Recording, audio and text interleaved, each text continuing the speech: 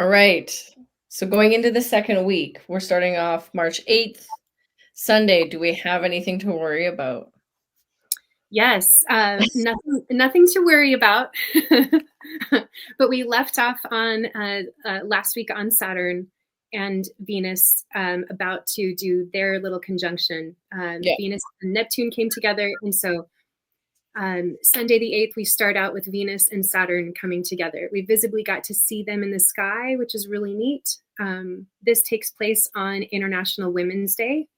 And I think we talked about last month that Saturn does have some echoes of more of a feminine influence, at least in mythology and in astrology. So I think it's kind of neat that it's International Women's Day and Venus and Saturn are coming together at that 0 point of Aries. Venus isn't super strong there. Saturn perhaps is even less strong. And hello again, Toady. Hello. Yep. New week, new me. Yes. Yes, he had to come back. He's like, well, we're starting a new week. Start a new week. Yeah. Yes. So, yeah, that Sunday should be pretty. Saturn is not an outer planet.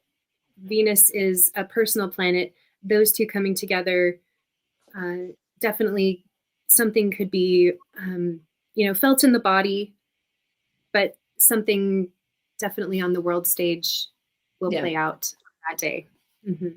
Okay, cool. And daylight savings time begins in the United States. I don't know if you all do that. We do it. Yeah, we do it in Canada as well. Yeah. North America is pretty good. I don't know the rest of the world. I'm really bad. Me too. Yeah. I think they only do it here because, like, they all talk about how good they are. They change our time. There's parts of Europe that still do it, but not everybody does it. Yeah. Okay. It's a very North American thing, I guess. Okay. All right. Yeah. Whatever. Interesting. Yeah. Okay. So moving on to Monday, March 9th.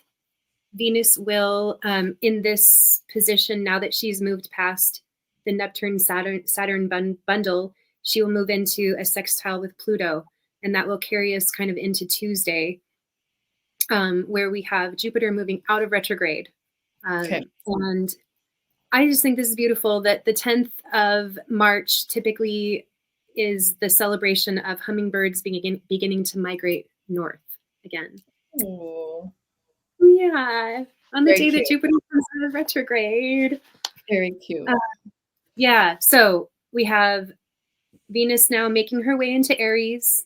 She's not super comfortable there. Doesn't mean she's not strong, but we're starting to move more energy in. We're starting to feel more of a pull into Aries, or more of a balance there. Even though the sun is still in Pisces with Mercury and now Mars. So then we have Wednesday, the 11th, we have our last quarter moon in Sagittarius. Mm-hmm. So this is part of that lunation and the full worm moon that we had last week. Mm-hmm. This is somewhat rebellious. Now Jupiter is out of retrograde. So the moon in Sag, ruled by Jupiter, now out of retrograde, this could be a breaking free. This could be starting to feel like you have the wind in your sails to start to break free.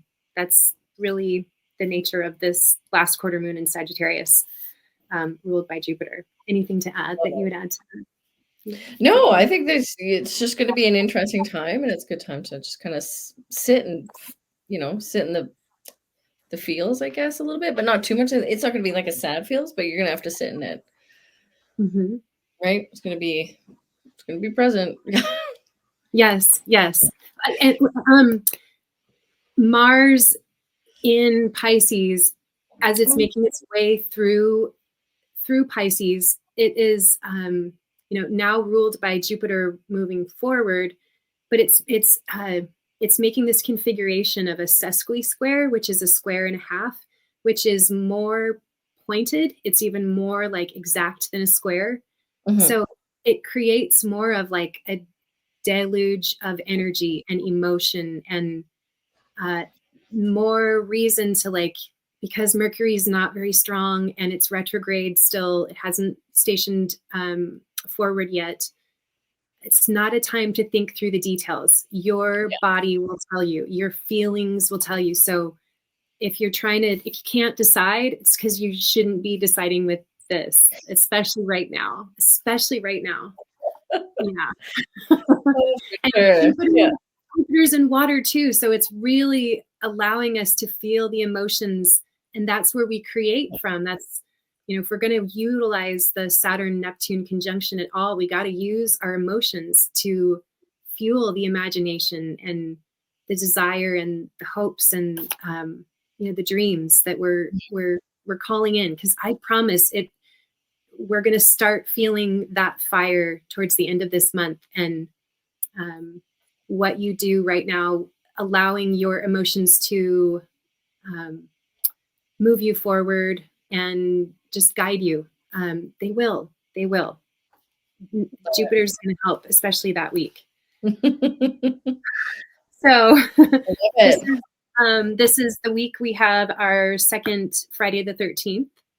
So the moon will be not doing anything crazy that day. Nice. But we have our second Friday the 13th. Right. Yeah. And really, I don't have a ton left for the week. So that's not too bad because we end the week on a good note. It's start off International Women's Day, end it on the Friday the 13th, which is feminine energy. So you soak in those vibes, still in the Pisces season. So it's like a nice little ending of the week, which I love. Yes. Cute. Me too. Cool.